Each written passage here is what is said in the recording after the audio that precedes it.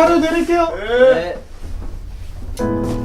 아버지의 부도로 많은 것을 잃었습니다.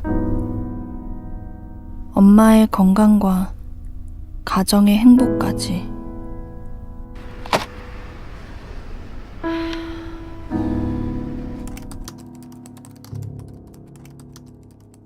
저도 새로운 희망을 품을 수 있을까요? 대출생에 완료되셨습니다. 축하드립니다. 감사합니다. 진짜 감사합니다.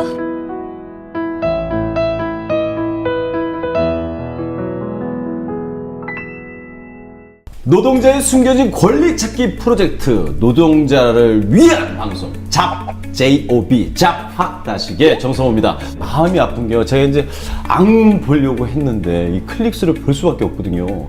일단 이제 지나가다가 정성호 나오네 클릭하고 이게 뭐야 그러다가 노동 그러면 이렇게 돌리시는데, 여러분들 노동이 남의 일이 아닙니다. 여러분들 지금 일하고 있다 그럼 노동이에요. 근데 정확하게 여러분들이 일하는 직장에서 여러분들이 받는 권리 알고 계세요? 모르잖아요. 저도 몰라요. 심지어는요. 지금 그냥 돈 주니까 감사하다고 일한다. 이 시대는 이미 지났습니다. 여러분들 이거 꼭 알려야 돼요. 저는 마음 같아서는요, 이 방송이 시청에서 일요일 날 낮 12시에 했으면 좋겠어. 아니 이거 딱 제 얼굴 뜨면요, 이게 뭐지 하고 좀 클립 좀 해봐요. 오늘은 또 새로운 두 분을 모셨습니다. 먼저 민주노총 법률원의 박주영 노무사님 오셨습니다. 안녕하세요. 안녕하세요. 노무사님, 저 솔직히 노무사가 무슨 일을 하는지 정확하게 잘 모르거든요. 뭐 쉽게 말하면 뭐 노동법 전문 뭐 변호 업무를 그러니까 노동자들이 어떠한 혜택을 받을 수 있도록 도와주는 옆에 길잡이 역할이라는 거죠. 그렇죠. 근데 노동자들이 모르기 때문에 그 분야의 전문가가 돼서 그 옆에서 카운셀링을 해주는, 맞습니까? 네, 너무 예쁘게 표현해 주시네요. 또 한 분이 있습니다. 이분을 모신 이유가 오늘의 주제하고도 관계가 있는 거거든요. 이분 굉장히 중요합니다. 인천사랑병원 지부의 송수명 지부장님 오셨습니다. 안녕하세요. 안녕하세요. 자, 이 두 분 다 방송은 어쩌면 처음입니다. 오늘 잡학다식의 굉장히 중요한 키포인트를 열어줄 텐데요. 잡학다식 제6회 주제 공개합니다.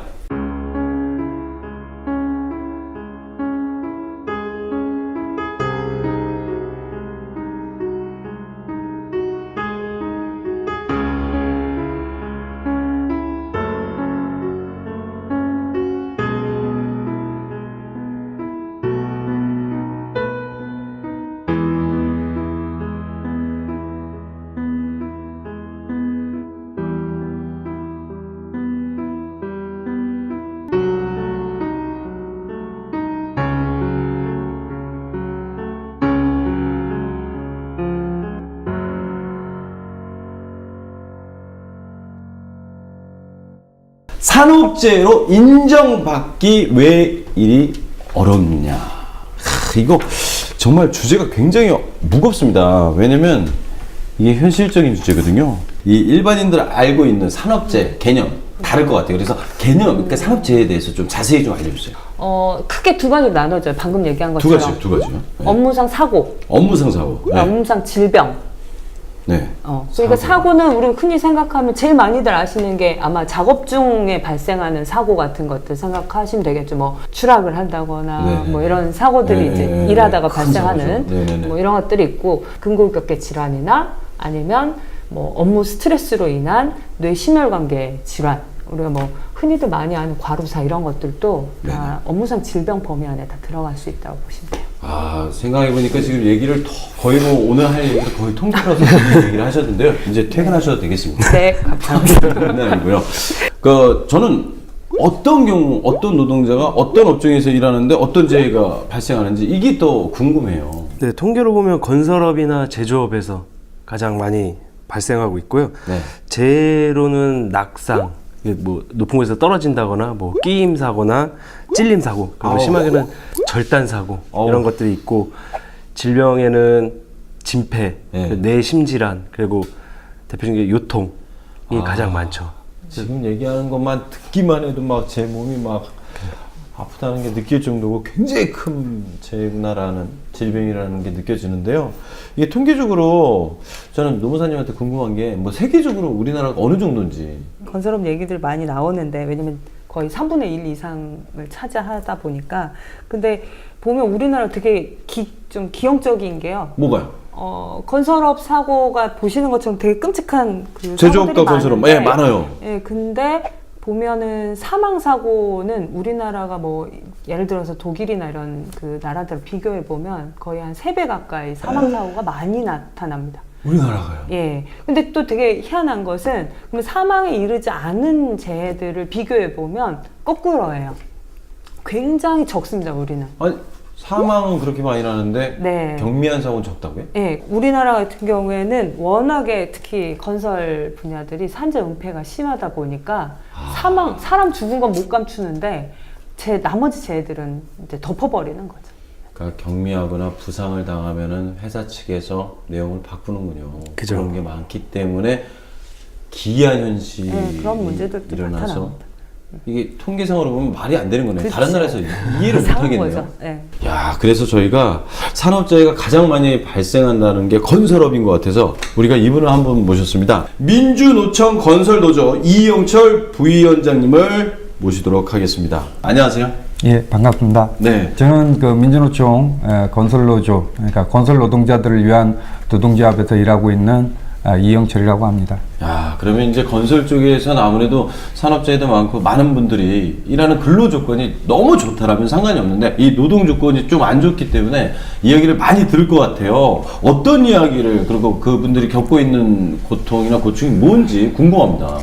뭐 너무 많거든요. 건설 현장에 네네. 대해서 이야기하고 싶은 건 너무 많은데 오늘 뭐 산업재해 이야기를 하고 있기 때문에 네네네. 산업재해에 대해서 잠깐 뭐 말씀을 좀 드리겠습니다.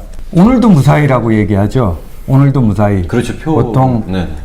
보통 이제 안녕히 다녀오세요라는 표현하고는 좀 틀린 것 같습니다. 건설 현장에서 일하시는 분들에게 안녕히 다녀오세요는 전쟁터에 나갔다가 살아 돌아와라. 그러네. 이런 표현이라고 볼 수 있겠습니다. 전쟁터에 나가서 살아 들어오면 일이 끝나면 오늘 전쟁터 나가서 죽지 않고 돌아왔구나. 이렇게 생각하게 됩니다. 아니 그러니까 지금 건설업 쪽의 상황은 말 그대로 우리가 지금 전쟁터에 나가는 병사와 같은 느낌으로 아침에 출근을 한다는 얘기 같은데 사실 그 뉴스에서 딱 보면 저도 그 생각을 해요. 저 정도 사고가 날 정도면 주변에 누가 없었다는 것도 말이 안 되는 거고 그리고 꼭 사고가 나면은 아니 시키지 않았는데 가서 했다. 뭐 말도 안 되는 얘기를 하고 왜 그 시간에 거기에 갔느냐. 그러면 낮에 뭐 이런 뭐 별의별 핑계가 많기 때문에 이제 뭐 궁금한 이야기 그것이 알고 싶다 해서 그걸 또 캐내고 많은 사람들이 왜 그 사람의 잘못으로만 몰았느냐 뭐 이런 얘기가 굉장히 많이 나오는 게 그게 건설업의 현실입니다. 예, 맞습니다. 원청이 처벌되지 않고 있죠. 대부분은.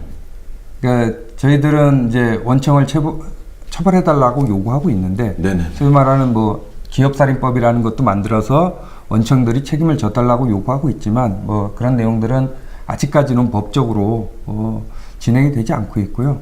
무조건 일한 가장 말단에 있는 하청 노동자들, 가장 말단에 있는 건설 노동자들에게만 네가 잘못했다, 네가 부주의했다. 그래서 네가 다치고 네가 죽은 거다.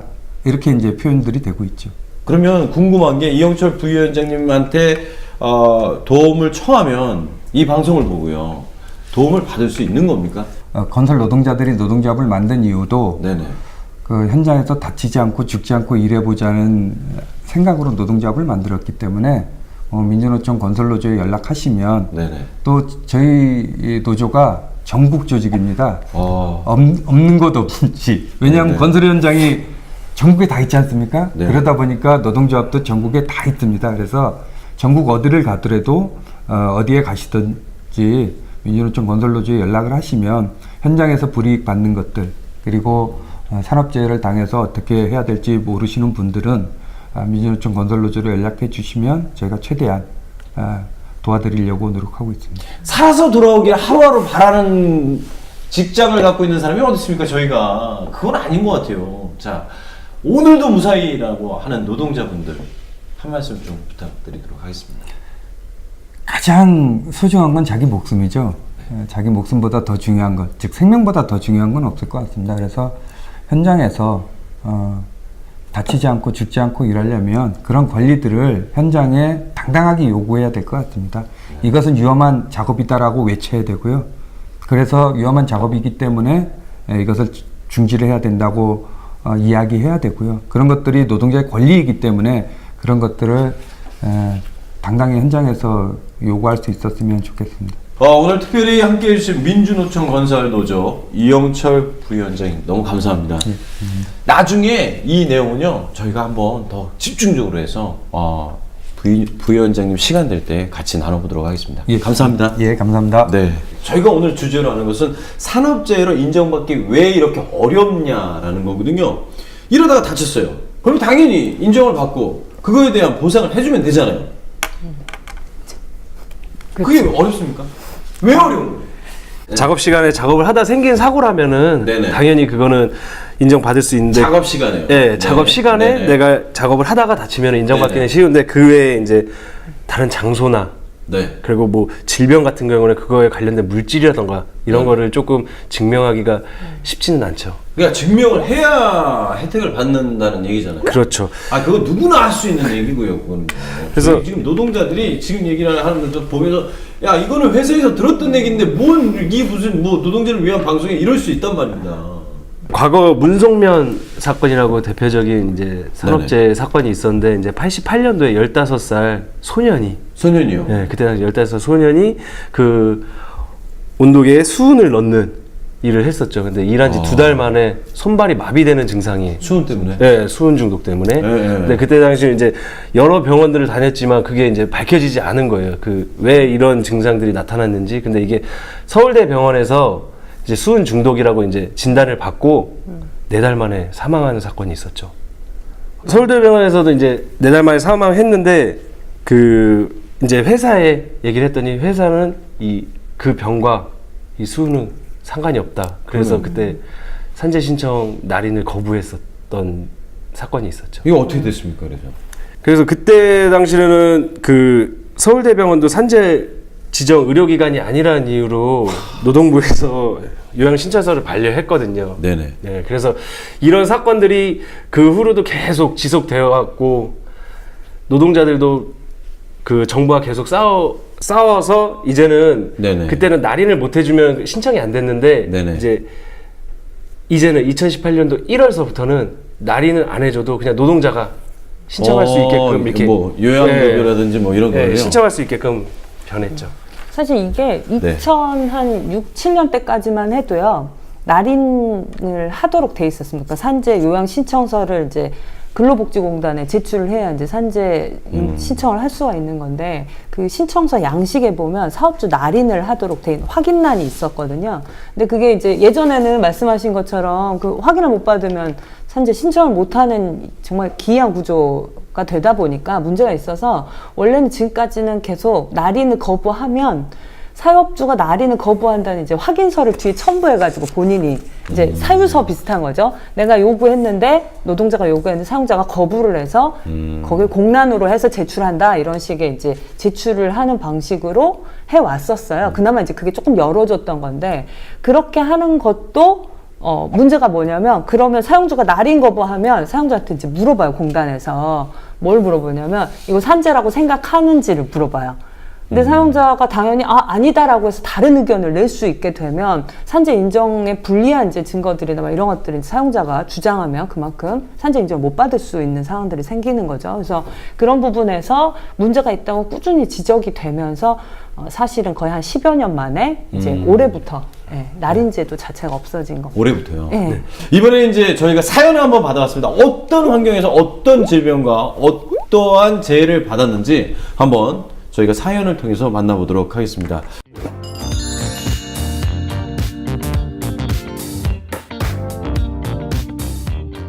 제 직장은 조선소 작업 현장입니다. 말 그대로 가장 일하기 힘들다고 할 수 있는. 네. 좁은 공간에서 엎드린 자세로 장시간 용접을 하기도 하고, 어느 날은 온종일 온 힘을 다해 망치질을 하기도 합니다. 잠시라도 긴장을 늦추면 끔찍한 사고가 일어나는 곳. 안타깝게도 그 사고는 빈번하게 일어나고 있습니다. 저희 조선소 정문 앞엔 질비한 정형외과 병원들이 그 상황을 대변하고 있죠. 야, 얼마나 사고가 많으면 정형외과가 그렇게 있을까요? 저와 동료들은 출근 때마다 제발 오늘은 아무 사고가 없길 기도합니다. 하지만 어느 날 제게도 사고가 찾아왔습니다. 좁은 공간에서 예리한 절단기를 다루던 중 손을 다치게 된 겁니다. 그냥 다친 것도 억울한데 소장님의 반응은 기가 막혔습니다. 아니 어떡하다가 다친 거야? 예, 그 절단기를 다루다가 손이 스쳐가지고. 으이그 평소에도 굶뜨더니 정신 똑바로 차리고 했어야지. 아니, 소장님 다친 사람한테 이거 너무 하시는 거 아닙니까? 너무하긴! 일단 여기 모여있지들 말고 가서 각자 일 보라고. 다들 이렇게 안 되려면 정신 똑바로 차리고! 그리고 자네랑 나랑 같이 병원 가세. 그런데 병원으로 가던 중 소장님은 황당한 얘기를 꺼냈습니다. 진짜 이거 기대된다. 무슨 얘기 꺼냈는지. 병원에서 어떻게 다쳤냐고 하면 그냥 집에서 취미로 뭘 만들다 다쳤다고 그래? 아니, 왜요? 아니, 그럼 병원비는요? 병원비는 대줄 테니 걱정 말고. 죄송합니다만 소장님, 아니 회사에서 다쳤는데 왜 제가 그렇게 얘기를 해야 되는데요? 자꾸 현장에서 다친 사람 생기면 본사에서 우리 업체랑 재계약하겠어? 좋은 게 좋은 거잖아. 소장님의 강요에 어쩔 수 없이 산재 처리는 못했지만 치료비와 며칠간의 휴가를 약속받고 위안을 삼았습니다. 그나마 이 사람이 생각할 때는 그나마요. 그런데 문제는 그 뒤였습니다. 예, 여보세요? 예, 밤늦게 소장님 웬일이세요? 팔은 좀 어때? 예, 아직 좀 그런데 이제 뭐 차차 나아지겠죠 뭐. 그럼 내일부터 출근할 수 있겠나? 예? 아니 저한테 저 아직 사흘밖에 못 쉬었는데 이게 병원도 아직 다녀야 되고요. 팔을 지금 쓰기가 좀 그런데요. 그럼 어떻게 위에서 자꾸 이렇게 빠질 거면 출입증 반납하라는데. 소장님, 제가 핑계는 그렇게 됐지만 일하다가 다친 거잖아요. 어떻게 저한테 이럴 수가 있습니까? 나야 알지. 근데 공식적으로 집에서 다친 거잖아. 예? 그러니까 위에서 당연히 결근하는 게 좀 그렇지. 그럼 썩어도 위에서부터 다 썩었네요. 와. 자기네들은 조차고 산재 신청 못하게 하더니 산재 신청 안 되었으니 빨리 출근하랍니다. 말 그대로 본인이 책임지라는 거죠. 이걸 어찌해야 하는 걸까요? 형, 연기를 잘하시는 건지 아니면 원래 그러신 분인지 저 궁금합니다. 살짝 욕심냈습니다. 지 부장님, 이런 사건이 많습니까? 그래서 사건은 많죠. 예전 같은 경우에는 하청업체에서 사고가 나면 그 뭐 벌금이나 뭐 징역형이 나오면은 네. 하청업체보다 본청은 적게 받는 걸로 알고 있었거든요. 네. 근데 최근 들어서는 이 하청업체와 뭐 사망 사건이 났을 경우에는 네네. 하청업체와 본청업체가 그 뭐 벌금이라든지 징역형이라든지 이런 것들이 같게 됐습니다. 그러니까 본청에서는 계속 사고가 나는 하청업체들하고 계약하기 꺼려 하겠죠. 그리고 또 뭐 산재 발생 건수나 사망 건수 이런 것들이 그냥 그런 국가에서 해주는 발주 공사들 있잖아요. 그 국가에서 해주는 발주 공사에 있어서 그 입찰 참가 자격 심사 기준이라는 게 있대요. 거기에 이제 그런 것들이 계속 누락되면은 그런 게 점수가 계속 낮아지니까 그 입찰하는데도 페널티가 생기겠죠. 그럼 우리는 노동자로서 당하고만 살아야 되는 거예요? 회사를 위해서? 지금은 이제 산재 은폐를 하는 은폐를 했다. 경우에는 형사처벌을 하는 거고 1년 이하의 징역 또는 이제 1천만 원 이하의 벌금을 물을 수 있는 그런 걸로 이제 법을 이제 정비를 했고요. 그 다음에 네. 과태료 미보고나 이런 경우에도 뭐 아니면 거짓말로 보고하는 경우, 네네. 허위 보고를 하는 거죠. 아니면 중대재해 같은 경우에도 이런 경우에 이제 과태료 제재 규정을 조금 강화를 했어요. 그래서 중대재해가 발생했는데 보고를 하지 않는다던가 거짓으로 이제 보고하거나 이러면 네네. 3천만 원까지 그리고 뭐 기타 거짓 보고하는 경우 1,500만 원. 그리고 더 세졌네. 그렇죠. 차라리 그냥 네. 보고하는 게 나을 수도 있겠네 이제는. 근데 실제로 이거 세졌다고는 하는데요. 네. 큰 업체 입장에서 보면 1,000만 원, 2천만 원 껌값이다 보니까 사실 과연 이제 이게 제재가 얼마나 될지는 모르겠으나 적어도 이제 형사적 제재를 하게 되면 네. 이제 행위자뿐만 아니라 그 업체 법인이면 법인 또는 이제 그 개인 회사면 개인에 대해서도 양벌 규정이라는 게 있어서 형사처벌을 같이 받습니다. 그 벌금형 같은 걸 같이 받게 되는 거여서 어쨌든 사회적으로는 이제 문제가 될 수 있다는 것은 좀 제기할 수 있는 그런 조금 강화된 형태들이다. 저는 이게 지금 다친 것 자체만으로도 이제 노동자가 고통인데 이거를 산재 처리하자니 눈치가 보이고 그 다음에 후유증 같은 게 또 분명히 남을 거고 아니면 안 하자니 자기가 받는 피해가 더 크기 때문에 어떻게 될지도 모르고 결국은 이렇게 피해보는 건 그냥 하청업체 노동자들로 끝나는 거냐? 아니면 뭐 어떤 방법이 있습니까? 뭐 당사자가 준비를 이렇게 싸우려면 준비해야 되는 것. 일단은 뭐 하청이든 뭐든 일단 노동자들이 산재 신청을 하시려면 네네. 사실 이제 뭐 산재 신청서 양식이 있습니다. 거기에 뭐 개인 정보라든지 뭐 이런 상병명 같은 거 기재하고 네. 주치의한테 이제 얼마 정도의 요양이 필요한지 이런 거 기재하는 그런 신청서가 있고 또 이제 어떻게 하다가 다치게 됐는지 경위서 이런 것들 작성해서 네. 근로복지공단에다가 이제 제출을 하면 되는데 초진할 때 네네. 이제 뭐라고 써준단 말이에요. 네. 뭐 그런 자료들이 남아 있으면 이 사람이 업무 중에 사고나 이런 걸로 와서 이게 경위의 어떤 근거로 우리가 쓸 수 있는데 그런 이 사건 같은 경우에는 가서 병원 가서도 지금 딴 얘기를 했단 말이에요. 집에서 그죠, 뭐 그죠. 딴 일 집에서 하다가 졌다. 다쳤다. 그렇게 근데 얘기를 할 수 있고. 그런 게 어. 오히려 또 초진 자료에 남아 있을 수도 있어요. 그러면 이제 업무 관련성 입증하는데 훨씬 어려워진다는 거죠. 이거 하시면 안 됩니다. 나중에 변경도 안 돼요. 그러니까 변경도 안 된대요. 이거 네. 다치시면요 그냥 솔직하게 쓰세요. 뭐 회사에서 이게 몰라요. 회사에선 몰라요. 그러니까 일단 이거는 그런 부분에서 본인이 불이익받지 않도록 하려면 이런 거는 꼭 어떤 경위든 이런 거 상세하게 말씀을 가급적해서 자료를 남겨놓으시는 게 좋고 그리고 이제 이런 경우는 지금 며칠 지났다가 이걸 해야 되니까 당연히 산재 은폐 관련해서 그 산업안전보건법이죠. 네네. 법 위반과 관련한 신고도 같이 하실 필요가 있어요. 그러니까 해야죠, 산재 은폐로, 해야죠. 그렇죠. 산재 은폐로 인해서 내가 따르게 얘기했지만 사실 이건 업무상 발생한 사고였다라고 하는 것들을 경위에 밝히고 어쨌든 적극적으로 주장을 하는 게 필요합니다. 그래서 자 이렇게 했어요. 네. 저는 자 했어요. 지금 얘기대로 네. 해야죠는 거기서도 할 수 있는데 불이익을 당할까봐. 그 다음에 불이익을 당할까봐. 만약에 불이익을 당했다. 네. 그러면 불이익을 당했어요. 그러면 어떻게 해요? 원래 불이익당한 또 아까 말씀드린 것처럼 형사처벌 규정이 있어요. 그러니까 그런 불이익이 예를 들어서 뭐 해고라던가 네. 징계라든지 이런 게 있으면 산재 신청 이후에 이걸로 인해서 해고가 됐다라고 하는 것을 주장을 하실 수 있어요. 예를 들면 우리 대표적으로 노동위원회에다가 부당노동행위, 뭐 부당해고 구제 네네. 신청을 하죠. 부당해고 구제 신청 아니면 부당징계. 뭐 이런 구제 신청을 할 때 이런 산재로 인해서 이런 불이익을 산재 신청으로 인해서 불이익을 당했다라는 것을 주장하고 그 인과관계를 어쨌든 좀 정황 증거를 이제 좀 주장하고 제시를 할 필요는 있습니다. 그러면 징계 사유가 부당하다고 보기 때문에 네네. 부당해고로 인정받으실 수 있어요. 두 번째 사연은 그냥 아르바이트 같은 일을 하시는 분의 사연입니다.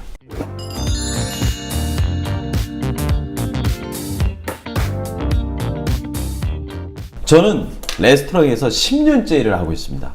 10년 동안 어느 정도 실력도 인정받았고 제가 하는 일에 자부심도 있어요. 10년이면 꽤 오래 일을 하신 거죠. 그런데 3개월 전 레스토랑을 관리하는 매니저님과 마찰이 있었습니다. 직원들 모두에게 휴대전화 통화음을 레스토랑 홍보 노래로 바꾸라는 건데 저는 휴대폰이 개인 거니까 바꾸기 싫다고 거절을 했어요. 그 이후로 매니저님은 대놓고 저를 괴롭히기 시작했어요. 넌 거울도 안 보냐? 손님이랑 마주치면 놀라시니까 앞으로 화장실도 가지 말고 있어. 에? 야, 얼굴 못생겼으면 부지런하게 일이라도 잘해야지. 그렇게 굶떠서 음식 만들겠다고? 제가 일하는 곳은 홀이 아니라 주방이라 외모가 그렇게 중요한 작업도 아니에요. 네? 직업도 아니고요. 그런데 컬러링 사건 이후 다른 직원들 보는 데서 인격 모독에 외모 지적. 야, 자존감도 떨어지고 죽고 싶은 마음이 들었습니다. 그 장소에서. 정기적으로 돌아오는 휴일 근무도 순번을 무시하고 저에게 시켰습니다. 다음 현충일 때 김대리가 사정이 생겨서 휴일 근무 못한다고 하니까 누가 대신 해줘야 될 것 같은데 은정씨가 대신 해줘. 아, 제가요? 어차피 남자친구도 없어서 휴일에 할 일도 없잖아. 말씀이 너무. 근데 지난주에도 2주 전에도 제가 대체 근무 해줬는데 저 지금 2주 동안 하루도 못 쉬었어요, 매니저님. 그 대신 돈 벌잖아. 못생긴 게 말이 많아. 못생긴 게 이거 진심인데? 이거 지금 때리겠는데? 이 정도로 미움을 탔다는 겁니다. 잘하셨어요. 연기자인데, 뭐. 자꾸 이런 상황이 벌어지다 보니 저도 예민해지고 서서히 웃음을 잃어갔습니다. 동료들과의 관계도 서먹서먹하고 소홀해졌고요. 그런데 알고 보니 그것도 다 이유가 있었습니다. 궁금하다. 매니저님이 저에게 잘 대해주거나 친하게 지내면 똑같이 괴롭히겠다고 공공연하게 떠들고 다녔다는 겁니다. 주변 사람들한테. 왕따를 시켰네. 왕따죠. 왕따죠. 아니면 너네를 괴롭히겠다 이거 아니에요. 전 요즘 하루하루가 우울하고 지옥 같고 수면제 없인 잠을 못 자는 지경입니다. 병가 신청을 하고 싶은데 가능할까요? 그리고 산재 인정도 받을 수 있을까요? 지금 상황이 이제 이분이 이제 궁금한 거는 그런 상황 자체도 싫은데 병가 신청을 하고 산재 인정도 가능한지 이거 가능합니까? 어떤지. 이게 이제 노무사님. 이분이 그러니까 일단은 수면 장애를 지금 막 겪고 계세요. 우울하대요. 뭔가 정신적인 문제를 지금 겪고 계신 건데 이게 직장에서 생긴 일 때문에 그렇다는 그렇죠. 겁니까? 업무 스트레스로 인한 거죠. 그래서 이게 업무 관련성이 있을 수 있는데 중요한 건 이제 먼저 확인해야 될 건 상병명 확인을 해야죠.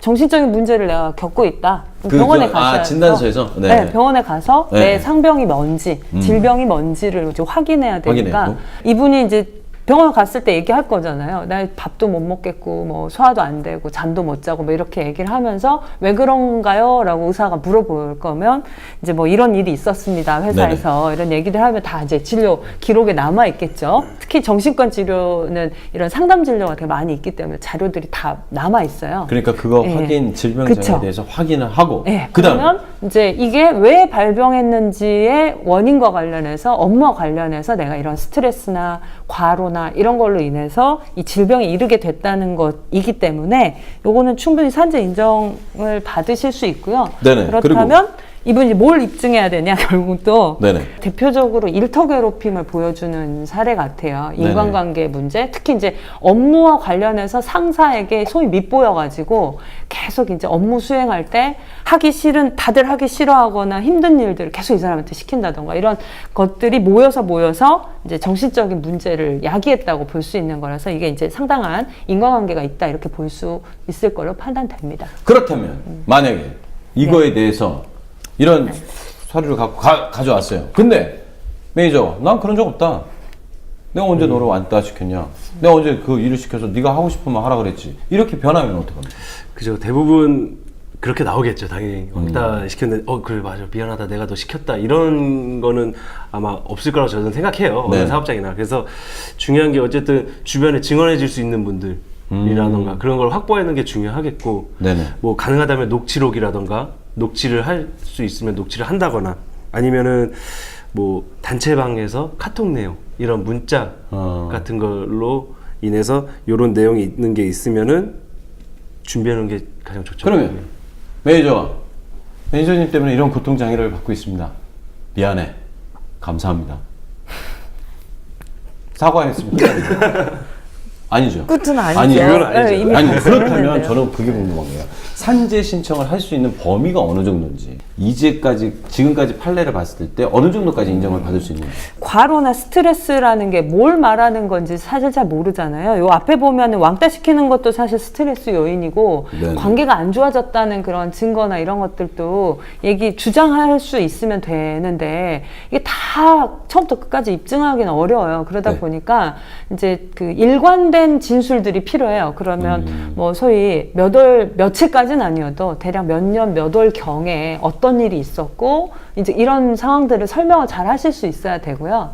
그리고 이제 특히나 여기 이 사례 같은 경우에는 보면 휴일 근무를 이 사람한테 계속 몰아주는 거예요. 네. 근데 사실 과로에는 일정한 기간 동안 적정한 휴식이 필요한데 네네, 그렇죠. 그러지 못하면 그것도 과로거든요. 그러면 이런 이제 이 사람이 휴일을 쉬지 못하고 나와서 계속 근무했던 기록들이 있겠죠. 네. 업무 근무 일지라던가 출근 대장부 같은 게 있을 수 있어요. 뭐 그런 자료들도 이 사람이 과로를 해왔다라고 하는 것을 보여주는 증거가 될 수 있고요.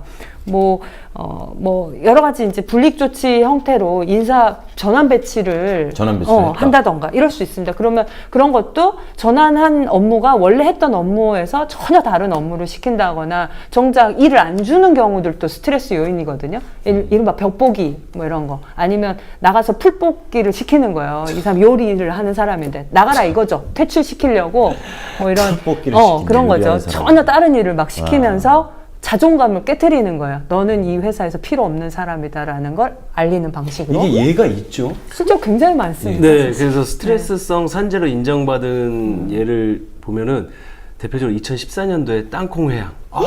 가장 큰 문제였죠. 그죠? 땅콩 까달라고 네. 해서 까는 거밖에 안 그때 먹는데. 대한항공 사무장님이 굉장히 우울증으로 해서 많이 산재를 인정받았죠. 인정받았죠. 그리고 또 2016년도에 대형마트 이 계산하시는 분이 네네.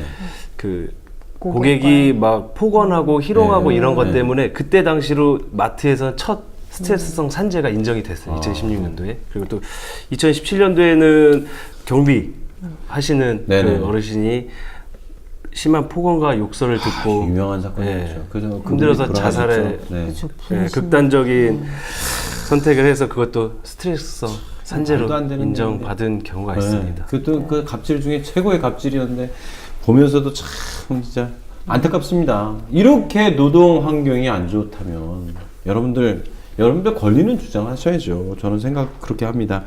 지금 뭐 계속 그러면 그 내용이 이런 피해가 증가하는 편인가요? 어떻게 줄어드는 편인가요? 점점 증가하는 것 같아요. 왜냐하면 이제 현대 산업 자체가 이제 스트레스가 많아지는 거기도 하고 그 동안에는 그냥 견뎌야 돼 이렇게 생각해 왔던 것들이 사람들이 이제 이게 질병으로 이제 정신질환 문제도 질병으로 이해하고 치료해야 된다는 생각들을 많이 하기 때문에 이게 이제 산재 병원 그 정신과 진료를 받거나 하는 방식을 통해서 이 확인되는 게 많아지기도 합니다. 그래서 점점 이게 통계상으로 보면 산재 신청 건수도 증가하고 있고 네네. 그리고 좀 장기적으로 보면 지금 인정률도 올라가고 있는 추세예요. 그래서 요즘 예전에는 이제 이거를 산재 신청을 해야 되는지조차도 모르는 분들이 많았었거든요. 근데 네네.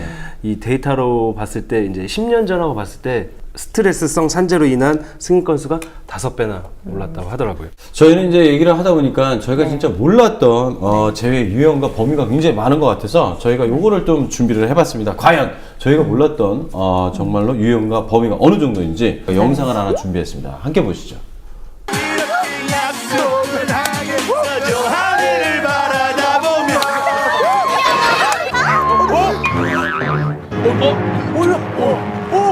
아, 저거 어떡하지? 자, 그럼 부장님, 제가 올라가서 가져올게요. 그래. 아니야, 위험해.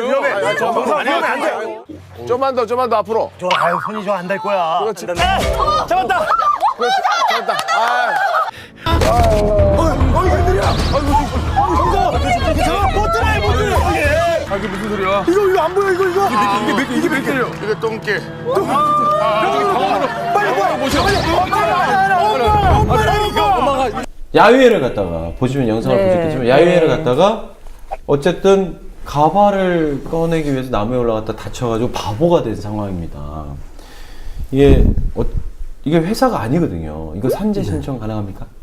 가능하죠. 지금 요 상황이 아마 회사에서 야유회를 네네, 회사에서 가는 야유회. 상황인데 그러면 회사가 관리 감독하는 행사 중재이기 때문에 주최자가 회사기 때문에. 그렇죠. 네. 회사가 이게 사고가 안 나도록 관리 감독을 하고 직원 안전을 보장할 수 있는 조치들을 취해야 되는 거고 심지어 그러니까- 저거는 부장님인가요? 가발 아니 그러니까 굳이 안 와도 되는데 사실은 부장님을 위해서 제가 하겠습니다 해서 올라갔기 때문에 회사에서는 야 네가 그거 안 해도 되잖아 왜 올라가서 네가 쓸데없이 내 가발을 왜 바보가 됐어 이럴 수 있거든요. 네. 그러니까, 근데 전체적으로 봐서는 어쨌든 업무와 관련된 이제 그 상황이라고 볼 수 있고요. 회사 행사 중이고. 그리고 이게 회사가 다 지켜보고 있었어요. 회사의 직원들이나 이제 사용자가 지켜보는 상태에서 네. 사실은 그걸 주어로 가지 말라고 막은 것도 아니고 그걸 가져가는 거에 대해서 어쨌든 인지하고 있고 가능하다. 관리 감독 범위 안에 네. 있었다고 보는 거죠. 그렇기 때문에 가능하다. 네, 그럼요. 자 끝으로 못다한 이야기 네. 뭐 있으시다면 노동자분에게 요거 얘기는 꼭 하고 싶다 짧게 네. 부탁드리도록 하겠습니다. 먼저 우리 노무사님이죠. 박주영 노무사님. 네. 사실 이제 우리가 그 업무, 그 일할 때 발생하는 그런 위험 요인들이 굉장히 많은데 잘 몰라요. 네. 근데 이런 상황들과 관련해서 이제 보시는 분 중에는 아, 내가 그 일 안 하니까 나는 상관없어라고 생각을 많이 하실 수도 있을 것 같아요. 네네네. 근데 사실은 아까 이제 그 말씀을 좀 드리려다 못 드렸던 게 이 가습기 살균제 피해자들 얘기를 네네네네. 하잖아요. 사실 그 사건도 가만히 들여다보면 그 제조업이든 그 제조 과정에서 사실 위험한 물질들을 쓰는데 그걸 몰랐잖아요. 그죠. 그걸 은폐했고 그렇기 때문에 소비자들이 그 피해를 당한 거고 최근에 이제 대진 침대도 마찬가지로 사건이 있잖아요. 네. 근데 중요한 건 뭐냐면 그 소비자가 그 일을 겪기 전에 이미 그걸 제조하는 과정에 노동자들이 그 피해를 받고 있습니다. 만들었으니까. 네. 그럼 그러니까 그 일자 노동, 피해자죠. 그쵸. 네. 그 노동자들에 대한 산업안전보건과 관련한 기준이 잘 정해져가지고 그런 피해가 발생하지 않도록 작업장 안에서 이미 그것들이 이루어졌다면 이게 소비자들한테도 여전히 역시나 그런 피해가 가지 않게 하는 1단계 장막이라고 저는 생각해요. 그래서 우리가 나는 모르는 일이야 라고 볼 게 아니라 어떤 의미에서는 노동자들부터 안전한 환경이 돼야만 소비자들도 안전한 환경을 그런 소비를 누릴 수 있다라고 하는 것들을 가지고 좀 항상 관심을 가져주시면 좋을 것 같습니다. 네. 모든 노동자뿐만 아니라 이 방송을 보신 분들한테 한마디의 일침이었습니다. 관심 좀 가지세요. 제발. 자, 오늘 또 함께 해주셨는데요. 인천사랑병원지부 지부장님, 송수명 지부장님. 오늘 같이 방송을 하면서 이 부분은 내가 얘기를 못한 것 같아서 노동자분들에게 꼭 이 얘기를 하고 싶다. 일단은 노동자가 안전한 사회가 되는 게 당연히 우선시 돼야 된다고 생각하고요. 이 방송을 통해서 자기의 권리를 못 찾고 이러셨던 분들은 좀 방송을 많이 보셔서 권리를 찾을 수 있는 그런 좋은 방송이 됐으면 좋겠습니다. 이거 만약에 방송 나가면 병원에 틀어놓으실 거예요? 그럼요. 저는 정말? 전 직원에게 공지할 겁니다. 됐다. 한 40명은 됐다. 이 방송을 하면서 느낀 점 짧게. 저는 노동자는 공기다. 라고 말씀드리고 싶습니다. 왜? 저희가 살아가면서 공기가 없으면 사람은 살 수가 없잖아요. 이 모든 산업이나 이런 흘러가는 거에 노동자가 없다면 이 모든 것들이 이루어질 수가 없다고 저는 생각해서 공기라고 생각했습니다. 결국 공기가 좋아야 모든 게 발전한다는 얘기. 맞습니다. 노동자가 좋아야 된다. 자, 한마디로 힘들면 노동조합이다. 네. 정말 그 혼자서 처리하기는 사실 되게 어려워요. 산재는 끙끙 동료들도 도와줘야 되고 그리고 주변에 같이 이것들 문제를 풀어가는 게 되게 중요한데요.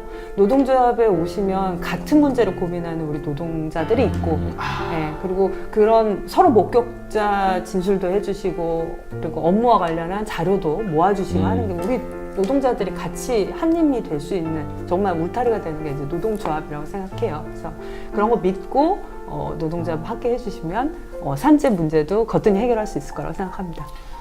여러분은 공기 같은 존재입니다. 공기가 혼자서 끙끙 앓다가 썩느니 힘들면 노동조합으로 놓고 하시기 바랍니다. 자, 자팍다식 제6회 여기서 마치겠습니다. 감사합니다. 네, 고생하셨습니다. 잘하셨어요. 빠진 거 없이 얘기 다 나와서. 아 근데 진짜 이게 출퇴근 안 해도 괜찮을까요? 사실 이거 법 도입돼가지고 첫 하는 건데 이거 홍보했었어야 되는 것 같은데 한마디라도 안 해서 걸리네 그게. 수고하셨습니다.